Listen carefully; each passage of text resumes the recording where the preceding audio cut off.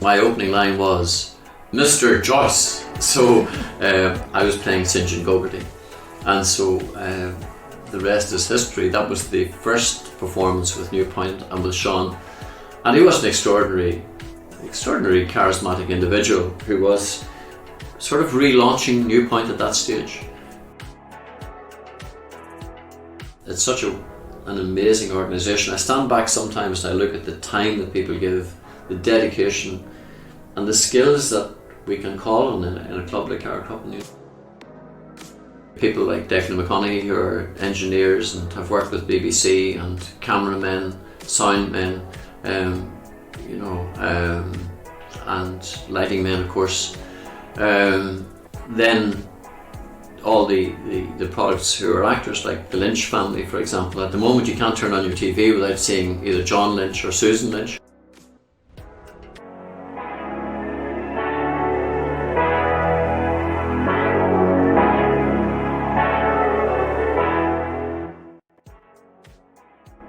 Hi there, and welcome to Armagh Eyes podcast. This is your host Elaine Ingram, and that was the voice of Seán Treanor, a familiar one to many who have an interest in drama and theatre around our locality, or anyone who's associated with Carrickcruppen GAA Club. Sean is the Senior and Artistic Director and Writer for the Newpoint Players, as well as being a singer, an actor and a poet. And he's also the former chairman of Carrickcruppen. I sat down with Sean recently and he gave a fascinating insight into the Newpoint Players and his various roles and how they all came to be. He even recited one of his poems for you to enjoy. So, hello Sean, it's really nice to meet you. Hello Elaine, how are you? You are a playwright, director, actor, producer, singer, poet. Yeah, smuggler. Well, we'll get to the smuggler bit in a while. GAA man, Carrickcruppen man. Yeah. Although you've just told me, and I want you to explain a bit more about this, that Carrickcruppen is actually Carrickbracken, where you grew up in Camla. So maybe tell us the story. And you grew up in the house of somebody who somebody famous. Yeah, well, Carrickcruppen Football Club was originally established at Carrickcruppen, which is a townland further up around where Carrickcruppen Chapel is, and then they bought land in my hometown land, which is Carrickbracken. When I was small, which townland you belonged to really was important. But the Carrickcruppen football field now is actually in Carrickbracken, which is the townland I was born in, and it's famous for two people who were born there. Just opposite the football field is the home of Frank Aiken, who was a great leader of the revolution in 1916 and beyond 1916, War of Independence, and later a politician at the United Nations. And the other person who was important in that area was Donn Byrne. And I was born in the house in which Donn Byrne lived. Now, most people don't know who Donn Byrne was, I think. Including myself. No, but Donn Byrne was born in New York of South Armagh parents, and they came to live in Carrickbracken. And he went to Camla School, as I did. And he was a very, very good scholar. Won a lot of prizes at fishes and that kind of thing. Spoke very fluent Irish. And he went around different fishes in the early 1900s at the time of the Gaelic revival. And I have a piece of paper somewhere where, from a newspaper, recording that he was second to Roger Casement in the verse speaking in Irish in the Glens of Antrim Fish. And then he went on to become a best-selling author. And when he was a very rich man then, from very humble beginnings. He ended up playing casinos in Monte Carlo. He ended up selling hundreds of thousands of books, and after a big win in Monte Carlo, he bought Coolmain Castle in Cork, which he equipped with an enormous white bathroom, he records, and electric lights, and he had a Bentley and so forth. And one day in 1928, he was driving back to Coolmaine, which is near Bandon, County Cork, and he unfortunately drove over a cliff, and that was the end of a glorious career. But for that death at age 38, he would no doubt have been one of the legendary Irish men of literature. So. Yeah. And did you find this out when you were a child, or in later years that you... I had heard of Donn Byrne as a child, but only more recently have I done any particular reading of his work or research on him. In fact, during lockdown I intended to do a bit more than I have done. I've done a little bit more research, but I think he deserves to be better known. There's been some work done on him.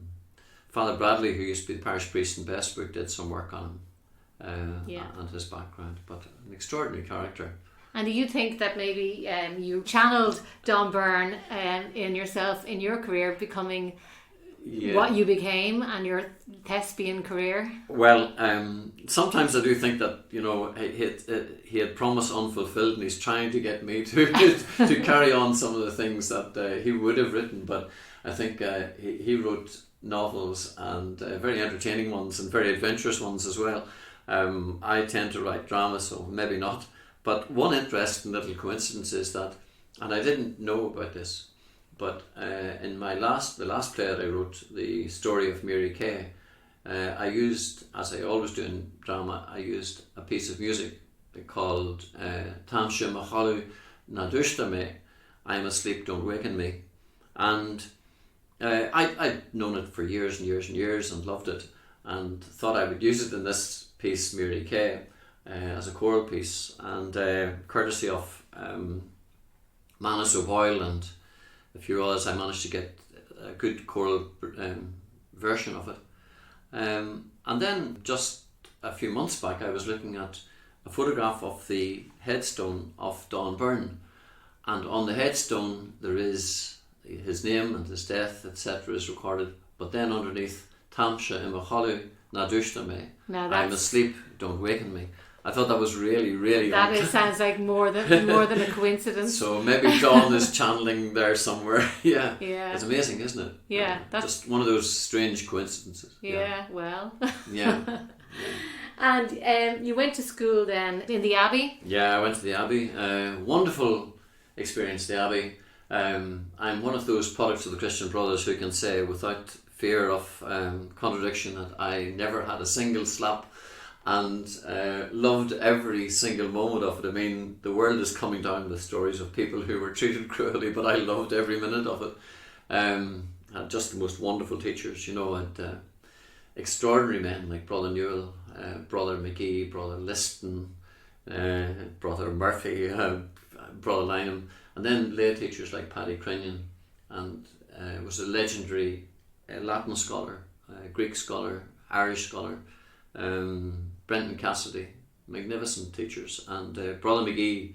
I have a friend, Anthony Russell, who also writes historical plays, very big contributor to the culture of Newry, and Anthony and I often remember together the wonderful classes we had from Brother McGee. So yeah, and then on the GAS side, I was coached by Jerry Brown, who was a big contributor to the first Down All-Ireland victory in 1960, I suppose. And you were a Macquarie Cup boy as well. Well, I didn't win one, no, but I did play in Macquarie. I captained a Macquarie team, in fact, only because the original captain ran into a wall and broke his arm. Okay, you didn't have to mention that. I didn't, but I had a very good outing one day against Martin O'Neill, who later became manager of so many teams in England. Well, he was in the World Cup Northern Ireland team, of course. Manager of Ireland more recently. And he was a bit of a challenge to Mark, I can tell you. I fouled him a few times, gave away a few frees, but otherwise from play I held him scoreless. So yeah, that was okay. So the Abbey was good. The Abbey was very, very good. Did you how about your drama career? Did you do a lot of acting in the Abbey? Interesting thing about my experience of the stage was that my first on-stage experience was in Teelan in the Gaeltacht, and it was therefore in Irish. And the next time I was on stage was when I was a student in Lille. Well, I was in Cambrai actually. I was based in Cambrai. Then I got friendly with a guy who was into experimental drama. As I've said many times before, I didn't understand what experimental drama was then. Well, explain to us what experimental drama is. Well, it's basically anything that's weird and wonderful. You create a play out of seeing a rhinoceros which doesn't exist or something like that, or it's very absurd. So you have to suspend your disbelief. Yes, exactly. But I ended up being on stage speaking French then the second time, which was... Were you fluent in French at this stage? I was studying French at Queen's. I was doing French, medieval French and English, and there wasn't much opportunity to speak medieval French. So I ended up at the festival at Avignon with this friend of mine, Didier Roussel, and a merry band of experimental theatre goers. So that was, that was the You first. caught the bug. Yeah, well, not really. I just thought it was fun. And then I ended up teaching, after I graduated, I ended up teaching in St. Coleman's alongside Sean Hollywood. That's probably a huge, influence. Yeah, he was, because, there was one day I was in the in the gents' toilets, and I was washing my hands, and he was washing his hands side by side, and I was singing, and he said, "You have quite a strong voice. I need someone for a play, a one act that I'm doing." So he was doing this one act called Mr. Joyce is Leaving Paris, and he needed someone to enter for their part, but from the back of the hall, and had to be heard from the back of the hall. So he was playing Mr. Joyce, so my opening line was, "Mr. Joyce." So I was playing St. John Gogarty, and so the rest is history. That was the first performance with Newpoint and with Sean, and he was an extraordinary charismatic individual who was sort of relaunching Newpoint at that stage, mainly doing one acts, and I was in lots of one acts, most of which I've forgotten now. Played Donald Duck in one of them. Played a very dirty mouthed, foul mouthed, unhygienic cowboy in another one. And lots of crazy one acts, and it was great fun again. And then we did longer plays after that. Yeah, so that's how you got involved in the Newpoint Players. Yeah. And you a lifelong friend of Sean's. Yeah. Who, well, he died aged 58, I think it was, in 98. And that was a huge loss to the whole community. To the whole community, yeah. And how did that affect the Newpoint Players at the time? Yeah, at the time, we were indebted to Kate O'Hanlon, Donald O'Hanlon, and people like that who took on the mantle of just organising things. Sean wasn't a man for committees or organising, but most people need organisation. So Donald and Kate made sure the whole thing continued, and Sean's great contribution, of course, one of his great contributions, apart from the senior group work, where we did, we went All Irelands and won in All Ireland with the Marasad, and we were known far and wide as a very good quality group, if I dare say so. Absolutely. But apart from that, he had launched the Newpoint Youth Show, which I think is going about 40 years this year. And from the youth show, you had, of course, endless dozens of people who became professionals in the theatre. And beyond, even into television. Yeah, you have people like Declan McConaughey who are engineers and have worked with BBC, and cameramen, soundmen, and lighting men, of course. Then all the products who are actors, like the Lynch family, for example. At the moment, you can't turn on your TV without seeing either John Lynch or Susan Lynch. Well, I was just saying to you earlier, in the last couple of weeks, I've just been watching two things with both of them. I watched Bad Day for the Cut with Susan in it, and she was absolutely she's awesome, fantastic villain in that. And I watched John in The Terror, Yeah. which is one that sort of went under the radar, and Yeah.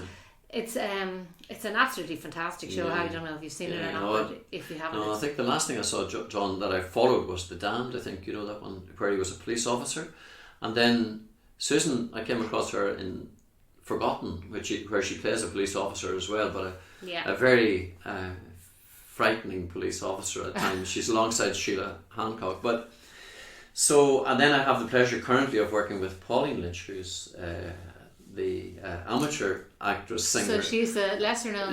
Well, so far. Yeah, so far. And Sister. then in Derry Girls you have Susan and John's niece, Pauline's niece, Leah O'Rourke. I sent her a play the other day. It's something she might be interested in looking at. So Lynch's are there. And then you have other people like Sean Kearns, who's been working with Sting. Just the other evening on BBC, direct from the Lyric, you had a play called Sadie from the Lyric with David Pearce playing the part of Clark, a really frightening role which he undertook. And David, I usually have seen him do so many comic things. I really was shocked to see David doing such fearsome a role as Clark in the play Sadie. It was a wonderful show. And then another man who's not very well recognised locally is Eugene O'Hare. The last show I saw of his in London, one which he wrote and contributed to the directing of, was a thing called Sydney and the Old Girl with Miriam Margolis and Mark Hadfield. Again, he's produced some wonderful stuff, short stories for Radio 4, plays for Channel 4, plays for the National. Amazing character. Yeah. I could just go on. I mean, there's so much talent around here, but it's great to have places like the Newpoint Players where that sort of talent can be nurtured. And you mentioned the youth set up there. Yeah. I mean, I've seen some of those plays over the years. They get these young people and they do this thing in the summer which is incredible, whereas there's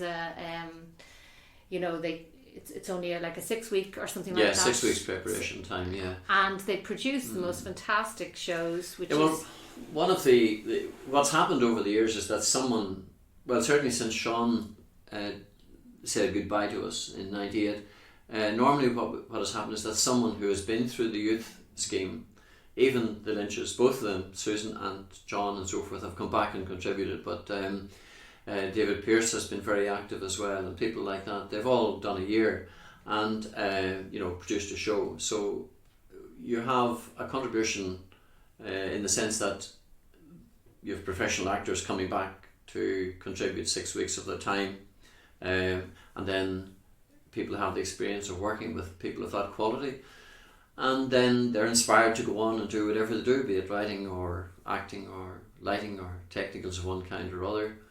And it has a huge influence.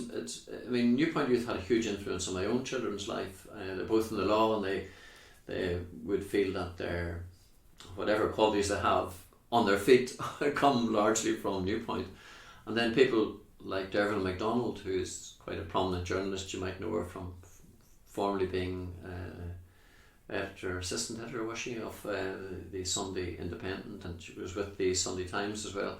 But Derville, she would similarly say that she was greatly indebted to Newpoint Youth. And then, of course, there are other groups in Newry. Newry is rich in the sense that you have Newry Musical Society, and the Bosco are now doing wonderful work as well. Newry Musical is the one I was you were involved with the Newry Musical Society as well. Yeah.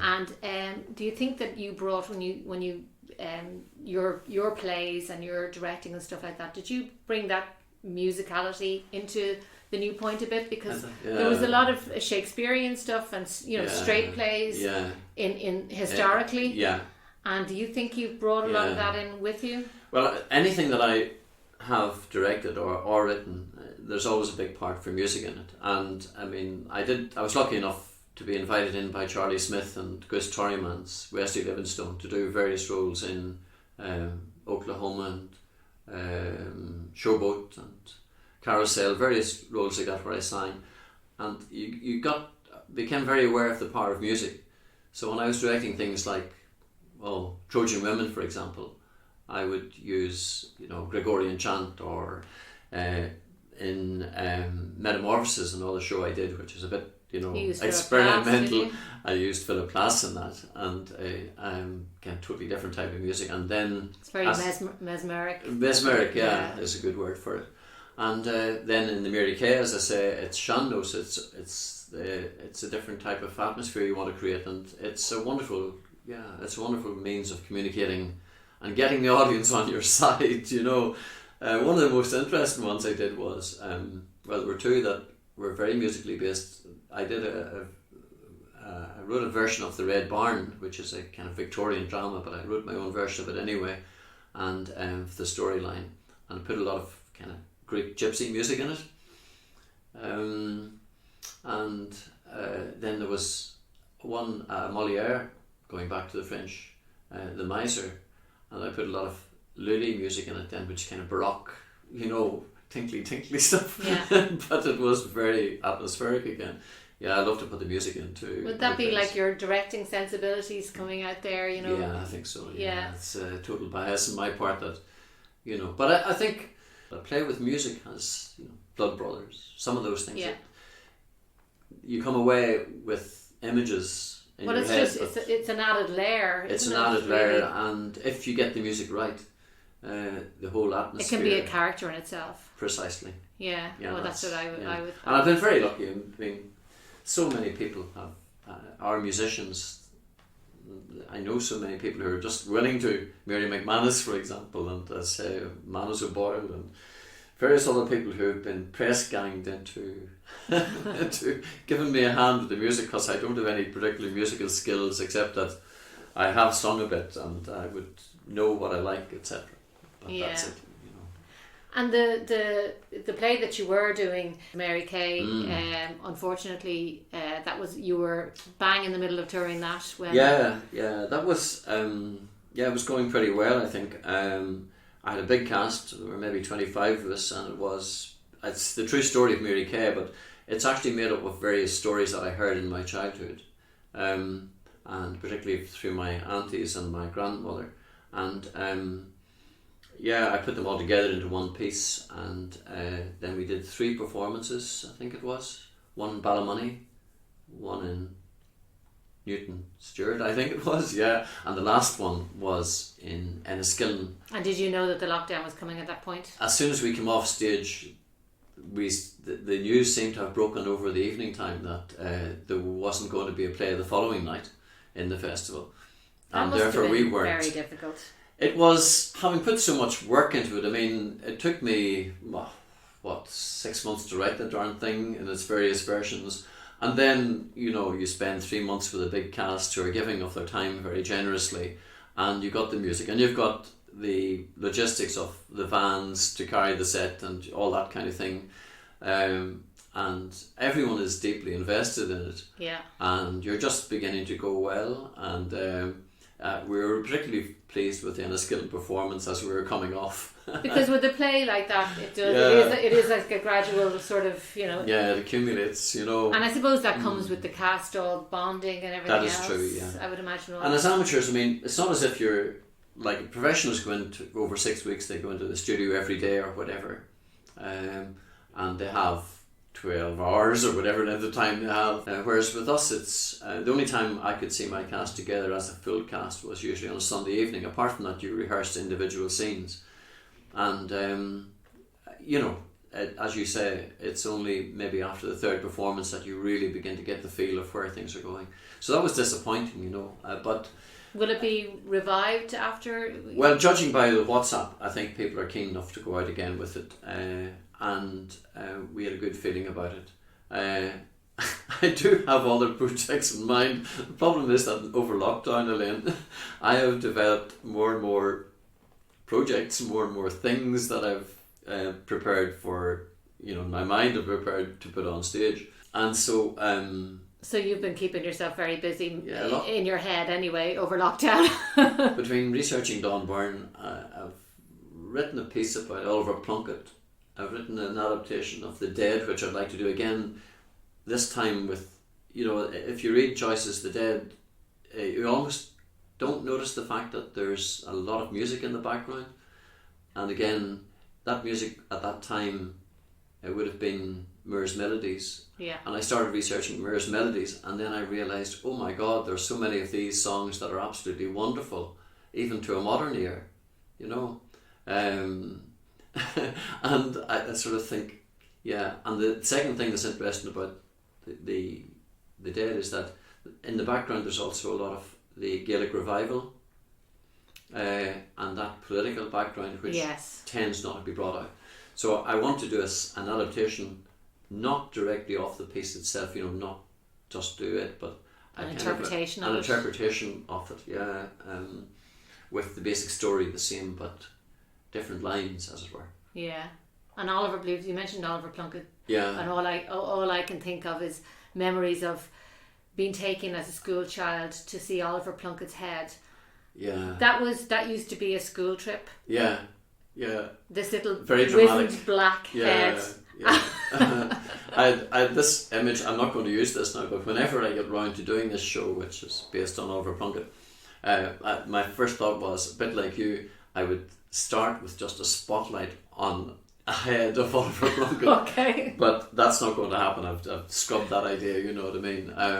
We traumatise an awful lot of school children. But it happened to me as well. I didn't go on a school trip. We called in one time, and as a family we were passing through Drogheda, and my mother insisted that we go and look at the head of Oliver Plunkett. But again, as a character, fascinating. Yeah. As is, you know, you start researching all of these characters and you begin to realise that they are, you know, there's a drama in everyone's life. I mean, not just famous people like Oliver Plunkett, but everybody. And so there are thousands and millions of plays to be done. Oh, and so there's no shortage of material out there if you just get the time, the space, and the end of lockdown to get doing them, you know. Yeah, and you have plenty of people that are, you know, willing to work with you, and just wonderful people. I mean, I did recently enough, a couple of years ago. Now I did Waiting for Godot with Donn Byrne and Larry Hodgett. It's a great show. Sean Markey, and Seán Treanor, and with Dara Downey. Dara Downey is like, what is he, 13, 14? Plays piano, sings, da-da-da.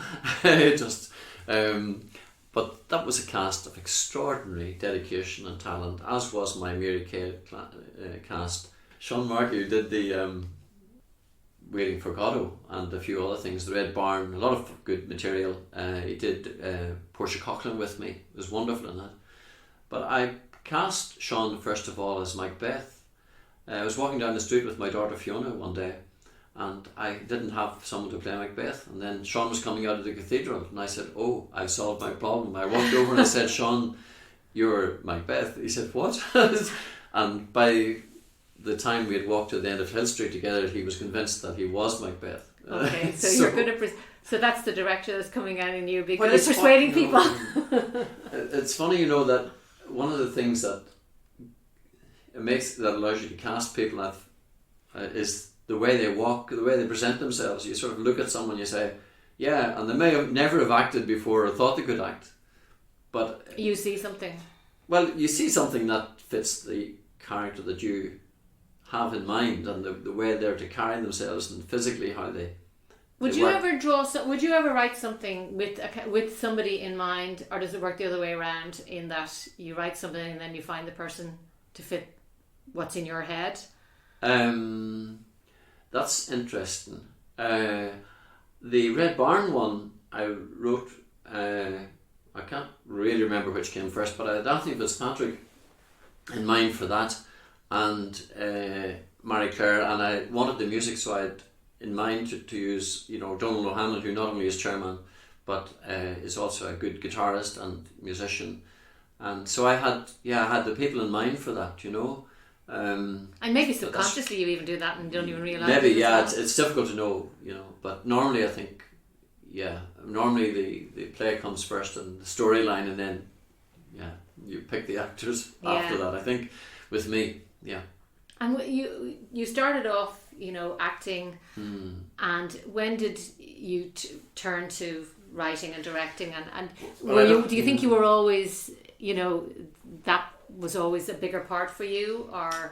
Well, I'd always been writing and scribbling things, and I thought Newpoint, as an amateur group, I thought we were good enough and we had the personnel to produce original productions first of all. Yeah. And by that I mean that, for example, the Scottish play, the Macbeth, I said, look, I'm not doing this Macbeth the way everybody's done it. I'm going to do something different and something relevant. So I did that as a Dublin drug scene. You know what I mean? It was all based on the Dublin drugs, drug barons and so forth. So Macbeth was a drug baron. Oh, I'd love to have seen that, actually. Well, yeah, it was an interesting one.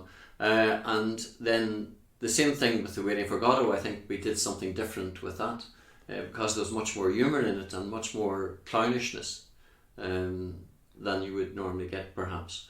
Again, so there was. This goes back to Sean Hollywood. He didn't believe in doing things, that were second hand. Either something you'd seen in the West End, you sort of look at it and say, "Oh, well, I'm going to do that and do it the same way." You're not just going to copy it. No, I think having a very creative bunch of actors, you have an obligation to them to do something creatively interesting. And then I thought, well, let's do some original scripts as well. So, and I'd always been scribbling, as I said, so I produced an adaptation, first of all, of Frankenstein. Then I did an original piece based on a dancer that I knew. You need to be prepared to sit at your desk. That's why lockdown sort of suits me. If it doesn't come to the end soon, though, I'm going to have more stuff than I can ever live it long enough to do, because I just keep thinking of stories and hearing stories and saying, that's interesting. I mean, even in lockdown when there's nothing happening. But there's something happening all the time, potentially. I mean, last night, this is literally true. Last night I was reading up on someone called Nawal El-Sadawi, who died recently. She was a prize-winning Egyptian writer, feminist, politically active lady, but with a wonderful life, and who's written some extraordinary, very feminist pieces. And I thought, oh my God, yes, there's another potential storyline. Someone else who will provide, either through her own life, you could write her own life and make a very interesting play out of it, or some of the work that she's produced could be produced as drama. Having the internet as well, like it must send you in all sorts of mad directions, because there's so much information out there, and you must be wired finding all these mad stories. Yeah, well, it's interesting, you should say that, because when I was researching the Donn Byrne, and I was reminded of, Casement's name came up in all of these reports on the fishing up in the Glens, Roger Casement. And then you start thinking, what a wonderful character he was, and how conflicted he was. Amazing stories. And you think, there must be, there have been films done about him and so forth, but again, that's another potential interesting person. Yeah. As I say, I was, simply because I had the Nawal El-Sadawi lady, again, such an amazing character, and so many stories and so many people to be explored. Do you find yourself going down rabbit holes a lot? Yes. I am never idle. I do not know what idleness is, in the sense that, there's always some little writing or play acting adventure to be pursued. That's so, in a way, lockdown has suited me, but it's very frustrating because, number one, I miss my football, so I'm very dedicated to that, as you know. Yeah, tell us a little bit about your football. Well, I was chairman of Carrick in the 70s, early 80s. We built club houses and we won championships, and we had a wonderful kind of golden period then. Wasn't all to do with me, nor mind you, but I would love to think it was, but we happened to have a wonderful crop of players. We've gone through ups and downs since then, and I took time away from it because I was studying as well, because I had a kind of academic life in the late 80s. I did a doctorate and did a few things like that, and was involved in academics for a while. And then I went back to Carrick in a more meaningful way, and went back to, I dropped out of the Musical Society at that time kept my Newpoint going, more or less stood back from the GAA, but it was so nice, particularly when I retired, to really get properly involved in the GAA, you know.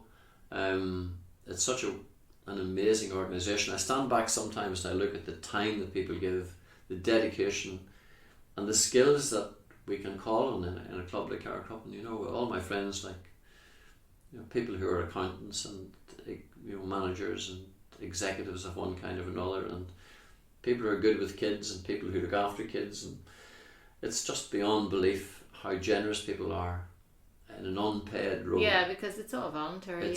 And that's what I love. I love the voluntary nature of it. It doesn't matter whether you're, you know, taking an under 6 team on a Friday night where we have 106 or 108 children on the field, or whether it's, you know, elite inter-county Armagh type football, but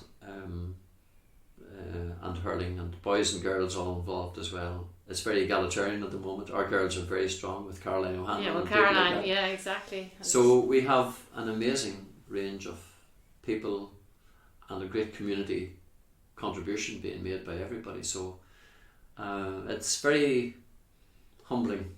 Yeah, but it's great, to, you know, for young people to have the outlets that they have in the area.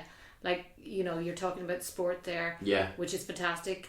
Not everybody's athletic. Some people are lucky enough to be athletic. Right. Other people, you know, the drama for you know, for mental health and everything, especially in the times, like an outlet for young people to have, where they can express themselves, be it on the sporting field, or be it in, you know, on a stage, or well, we have of course the score for the singers, the dancers, and the actors. You know, although I don't do very much in score, I don't, in spite of my other activities with Newpoint and nearly musical and pantomime and all those things, but I don't do. You've done a bit of pantomime.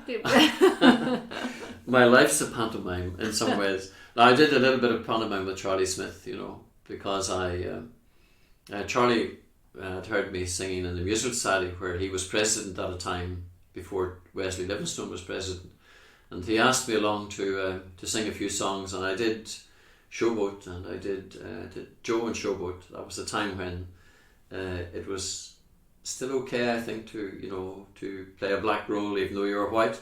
And then Oklahoma, I did Judd Fry in that, and I did Jigger and Carousel, and lots of baddies actually, you know, but that's with mainly big booming voices. Mainly with big booming voices, because I sing bass baritone or whatever I sing when I sing, usually in tune but not always in tempo. I think it's but anyway, so I ended up singing the Giant's role in the pantomime, for example, you know, very romantic songs, but I was singing from backstage, while the real pantomime artists could go out there and face, you know, 400 kids. Oh yes you will, oh no you won't type thing. It's a very particular set of skills that you need for pantomime, and I never thought that I would have them, and I think it's probably too late now. You know, maybe the rear end of a horse might be front end of a horse if I get promotion. You never know.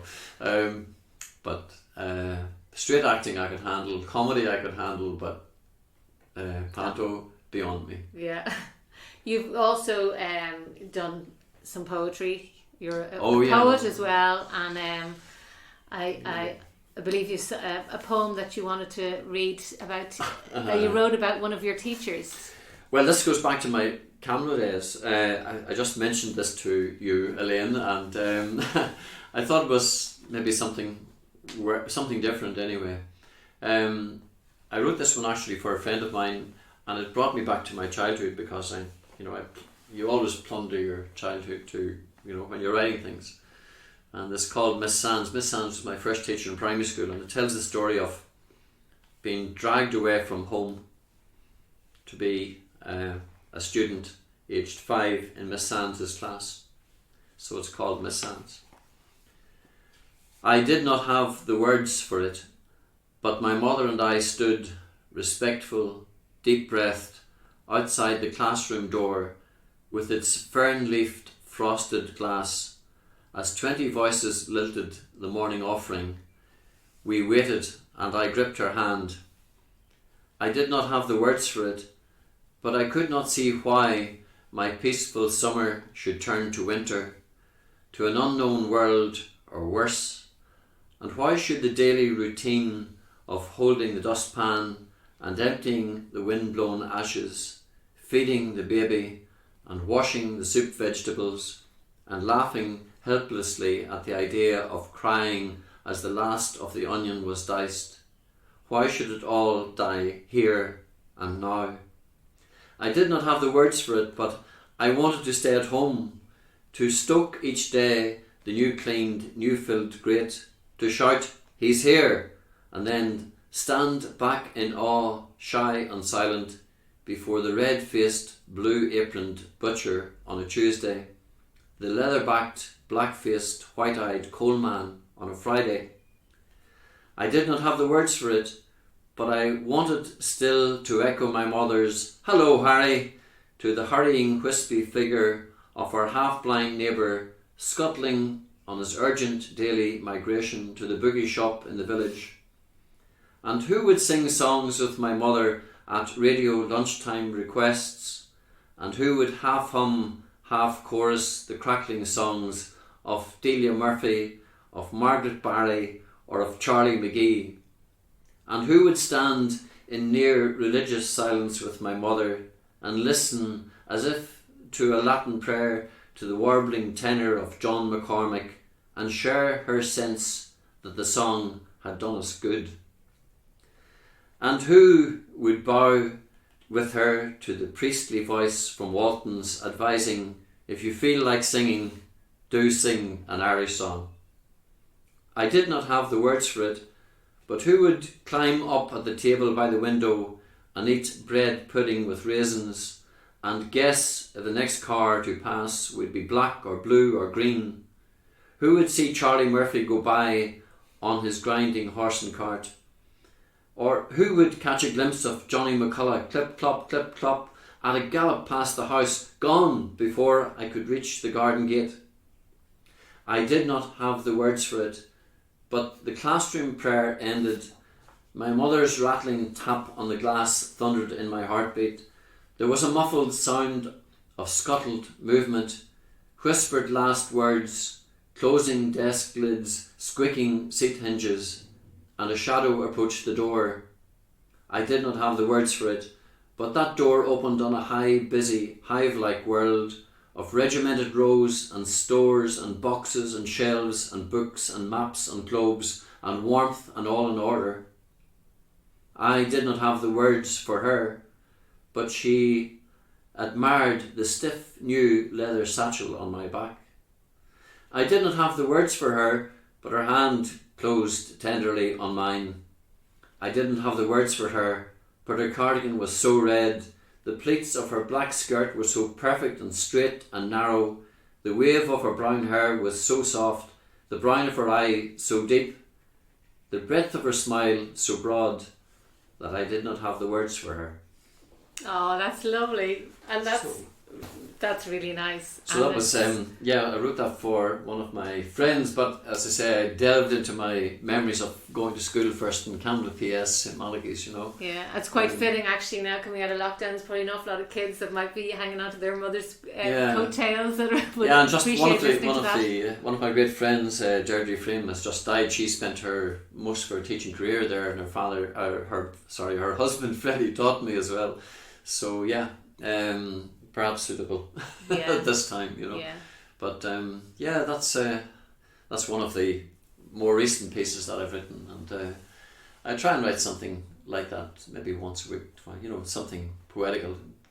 Stops me getting bored writing either prose or plays, you know. So it just obviously just comes very naturally to you.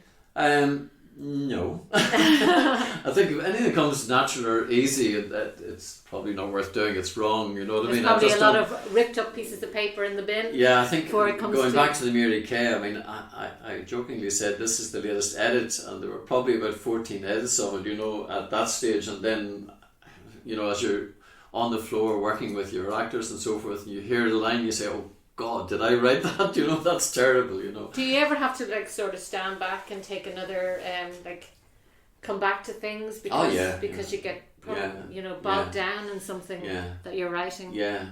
Well, you can delude yourself so easily, and then you go back to something even a half an hour later, and it's just awful. You've wasted time. Well, you haven't wasted time, but you've learned something. You know, it's like going to the theatre. I never leave a play, because even when you see bad theatre, you say, well, you know, I know what's wrong there. You know, you learn from something that doesn't engross you, and then you say to yourself, why is it not engrossing me?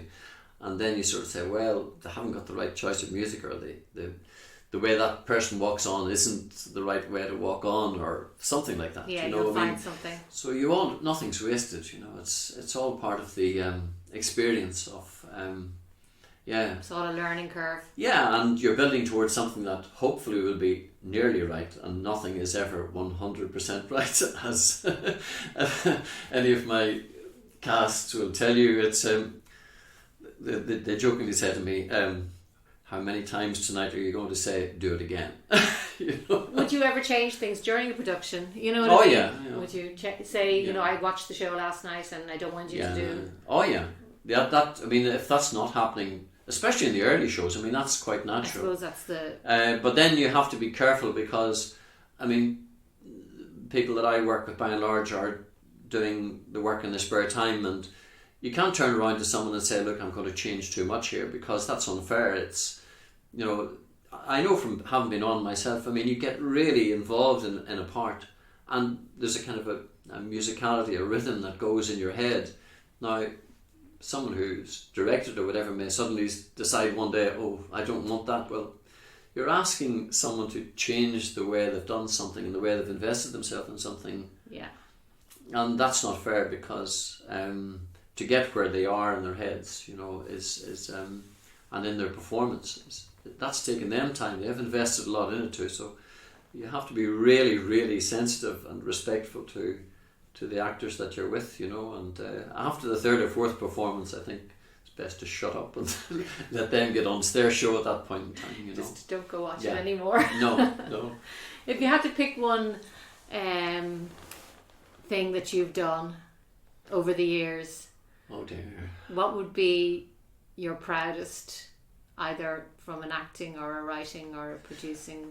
I think that, rather than say that there was some show, I mean, I think that shows that I directed, I loved what we did with Trojan Women, which was the first one I did with Newpoint, because I did a particularly interesting musical score, I thought, there, and I had some really great performances. That was when you used the Gregorian chant? That's when I used the Gregorian chant. You've done your research on that one? No, you spoke about it earlier.